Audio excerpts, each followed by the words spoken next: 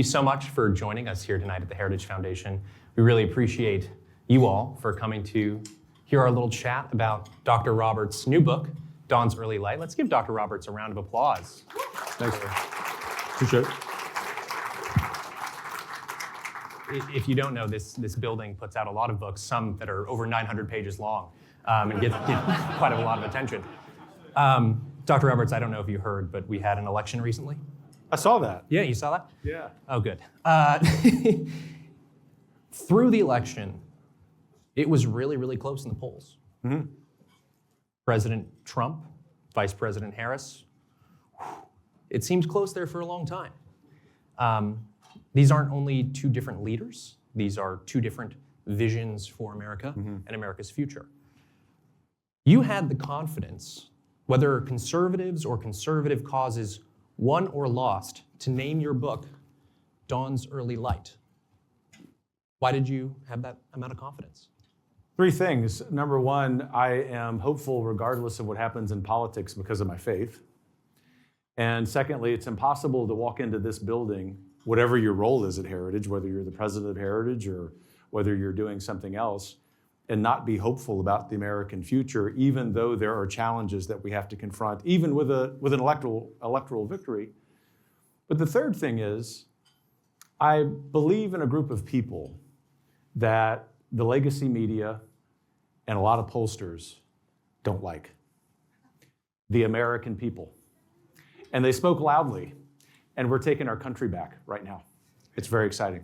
It is very exciting indeed. You know, when President Trump won for the first time in 2016, the corporate media had a lot of nasty, outlandish things to say. We haven't heard this particular talking point as much since he won in 2024, but when the corporate media would go after Trump for being a populist, that's when the mask came off. That's when you could see it all over their faces, that they hated the fact that this was a, quote, populist backlash against the elites. I want to read a section from your book where you're talking about populism and its current role on the American right. Quote, "This book is divisive, of the wheat from the chaff, and it's also unapologetically populist. Populism is not the enemy of America's institutions, but just another word for the fire that keeps American forests healthy. It can get out of control sometimes, sure, but it also kills off the deadwood. So let them label us populist. The American forest is overdue for a fire."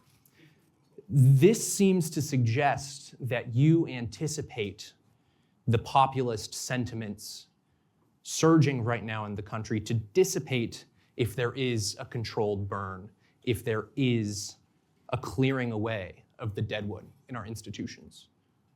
If it does dissipate, what type of populism remains? Wow, that's a big question. Let me posit this though, as sort of the first part of responding to your excellent question. Populism and conservatism are not only not mutually exclusive.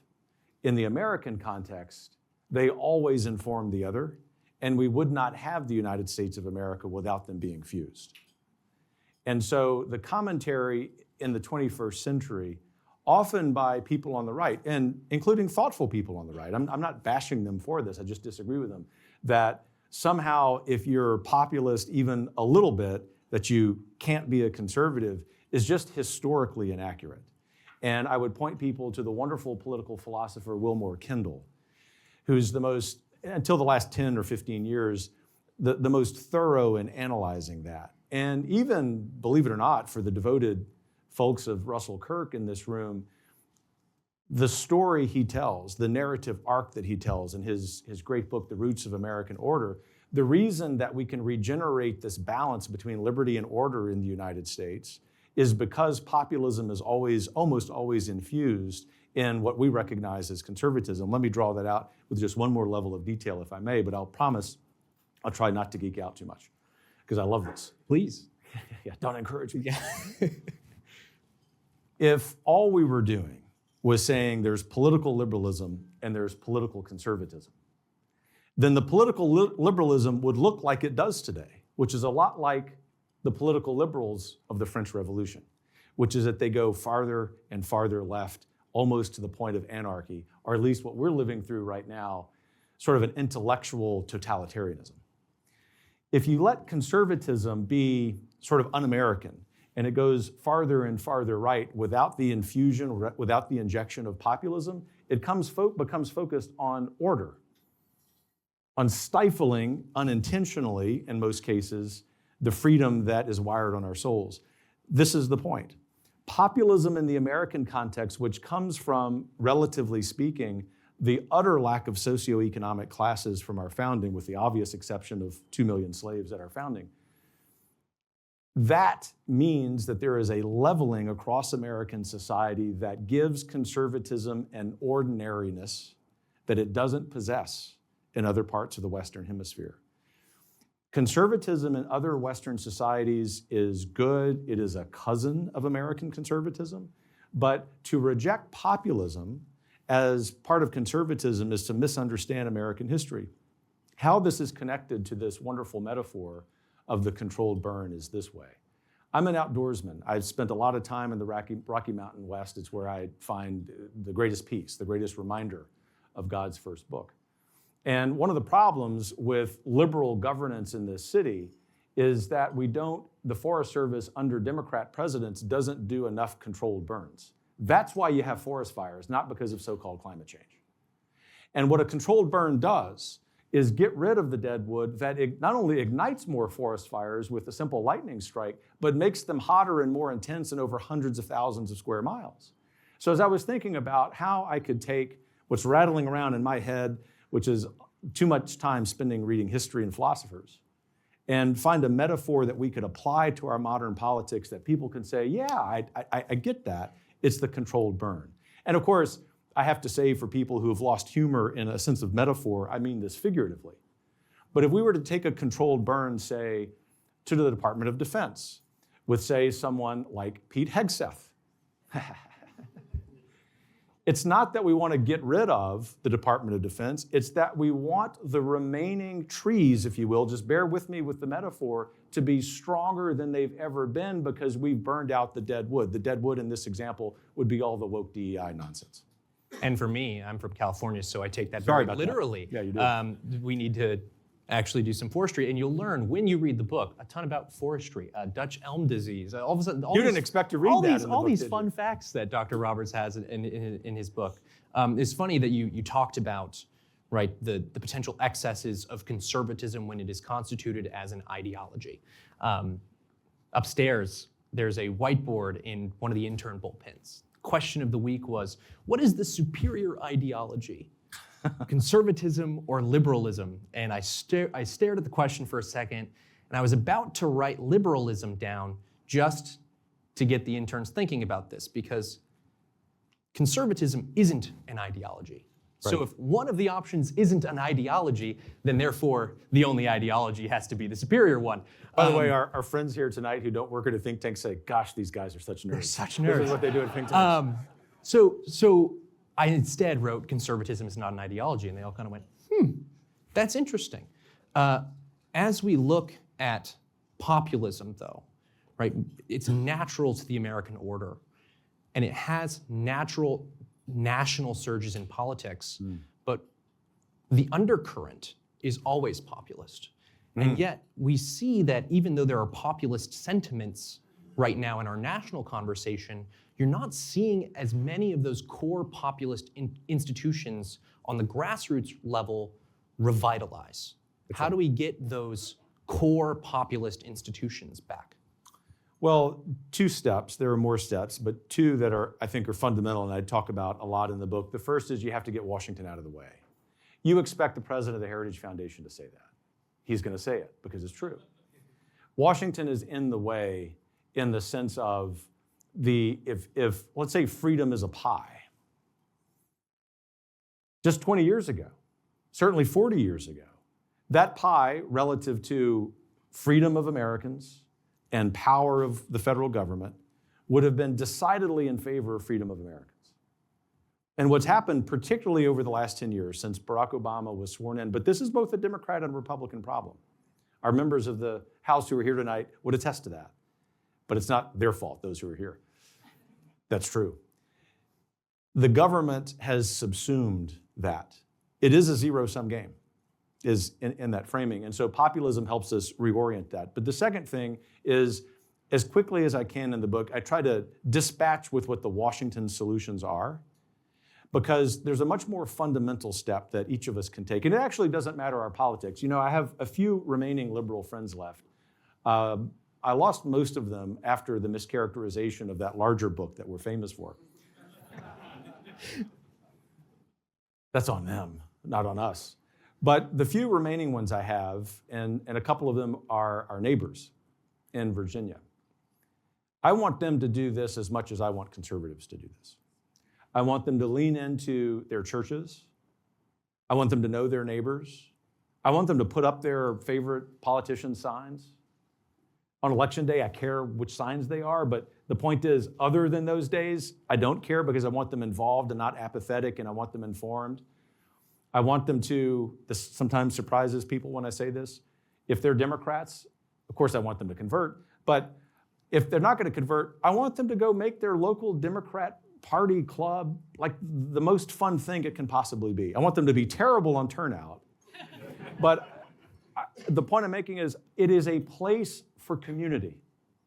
And this country is dying culturally and socially because, as social scientists would say, including some smart ones here at Heritage, we are losing our mediating institutions of society. Mediating because they mediate our differences. This would be an example of this. The entire political spectrum in the West is represented here. I won't call anyone out, but those of you who are not exactly excited about everything that Heritage does, I'm very, very grateful that you're here. And you're here out of friendship. Friendship with America, friendship with Heritage, maybe a personal friendship, which we're grateful for. The point is, every day in our lives, that's how we make Washington less important. I also think for those of us who are conservatives, it's how we start in a very genuine way, an authentic way, converting, if you will, people who are on the center left to our movement. Not to our party, not to a particular presidential administration even, but to a movement that's about self-governance. And you're not going to have self-governance unless you get Washington out of the way. Let's talk about what happens after conversion. There's a chapter in your book, There's No Freedom Without the Frontier. You call the internet a false frontier.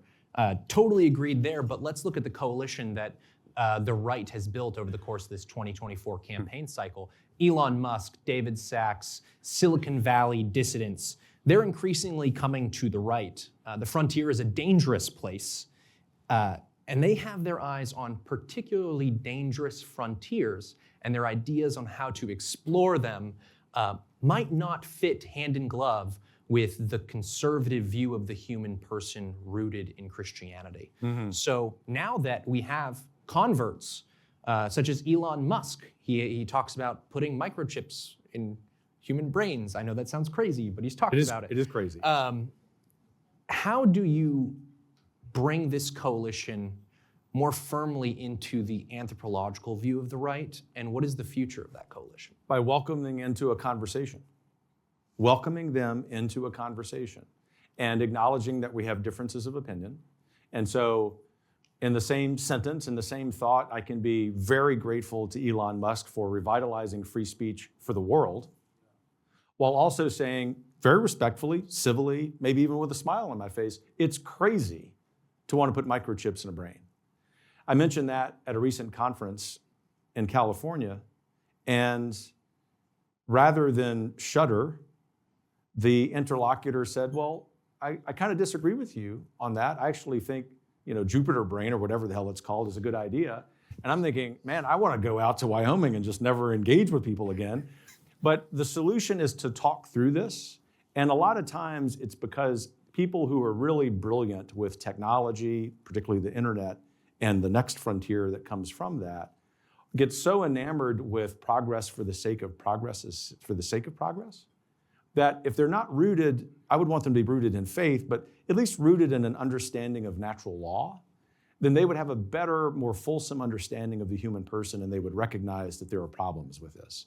But what the conservative movement did for a generation, and I was guilty of this. Sometimes I even, as you know, I'm still tempted to be guilty of this, is to say, oh, I'm not going to even talk to them.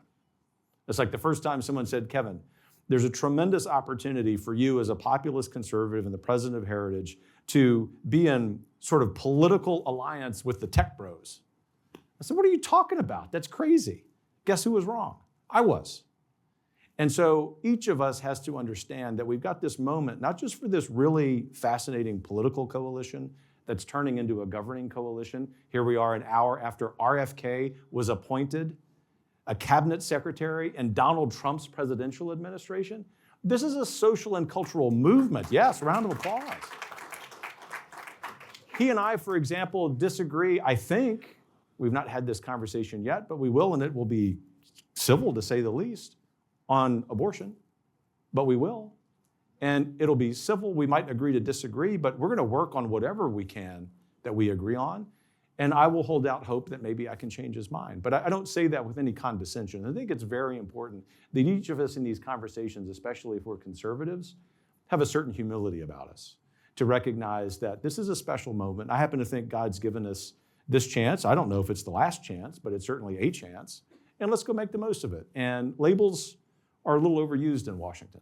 And back to my comment about friendship, these are great opportunities to build new friends. And I think about one of my new friends through this whole process, Mark Andreessen, who has taught me a lot, not just about how important tech bros are, but also about the value of truly candid conversations. Candid conversations can generate real friendships and coalitions.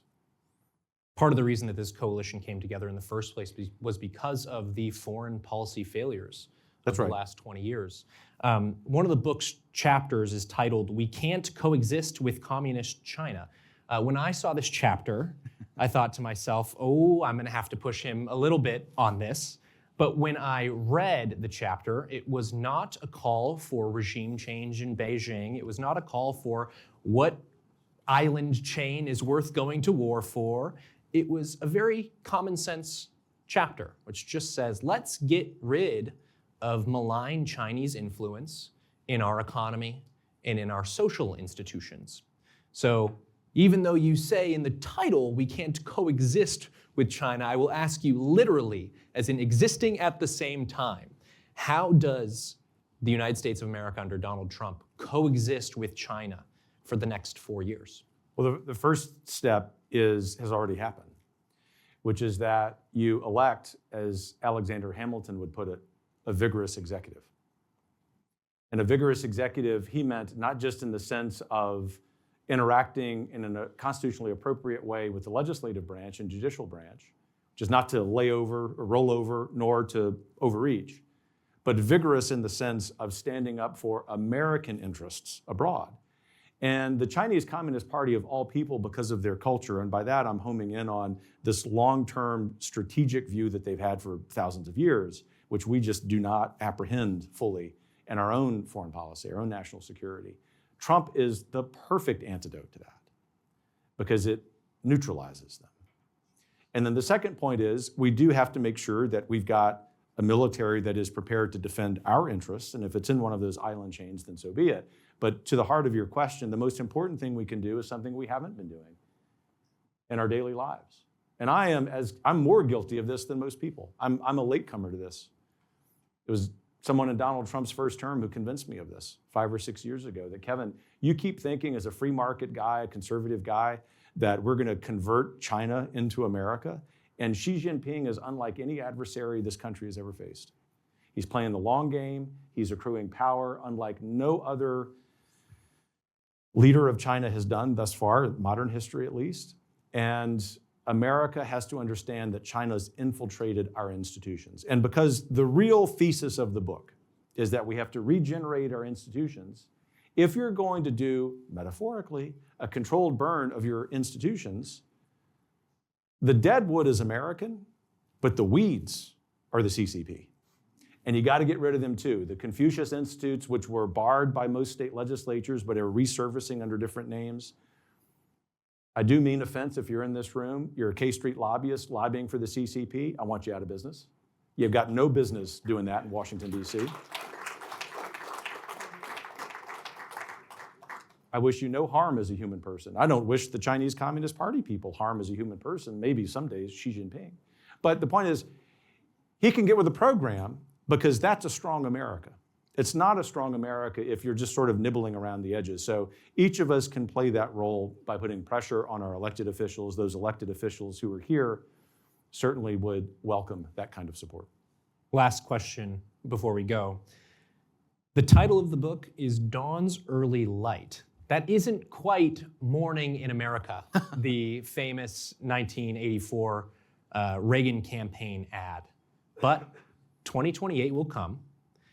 What needs to be done in this country for Dr. Kevin Roberts to say, we are no longer Dawn's Early Light, it is Morning in America in 2028?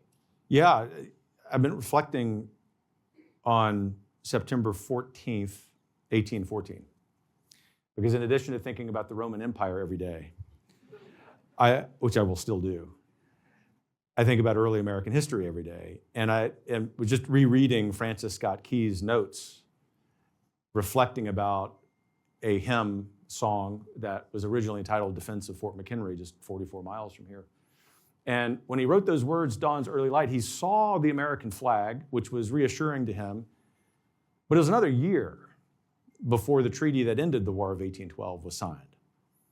We've won an election, and that's awesome from a policymaking point of view. And it will be awesome if conservative policymakers win more elections.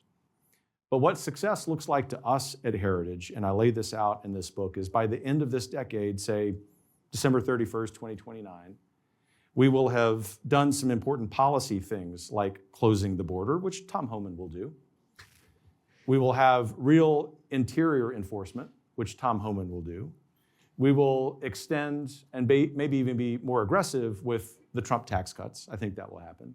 But then some point in 2025, the administration, his allies in Congress, some of whom are here, and maybe people on the left will say, we've got an opportunity to do something special from a policy point of view.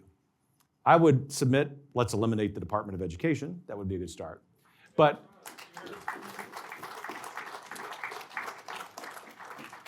at some point, you want me to be on brand, so I'm just always going to say that. But the reason is that that's how you improve American education. But it also serves as an example of what can be. If you appoint the right people, there's a really good plan. I happen to know a 922-page book where there's a perfect plan for doing that. And I happen to work with the people who are perfect to implement it.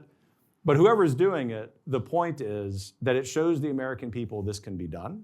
And then we're in a new policy frontier where we really get to have some fun on behalf of the American people. But that's still not success. The great measure of success, I wasn't done, Bradley. The great measure of success is when we take a poll, and not just a majority, but an overwhelming majority of Americans say, I believe in the American dream. It's that simple. And I think we're just years, not decades, from succeeding. Dr. Kevin Roberts, thank you. You bet. Thank you. I think on behalf of everyone here, I'm going to say we hope that this book does as well as that other book. Yeah, let's hope. Well, thanks for the conversation. Let me say to all of you, thanks for being here. Members of Congress, you've had a busy week. You're going to have a busy several months. Thank you. Ambassadors, thank you all so much. We're grateful and look forward to visiting with all of you. Have some fun. Thanks, man. Thank you, sir.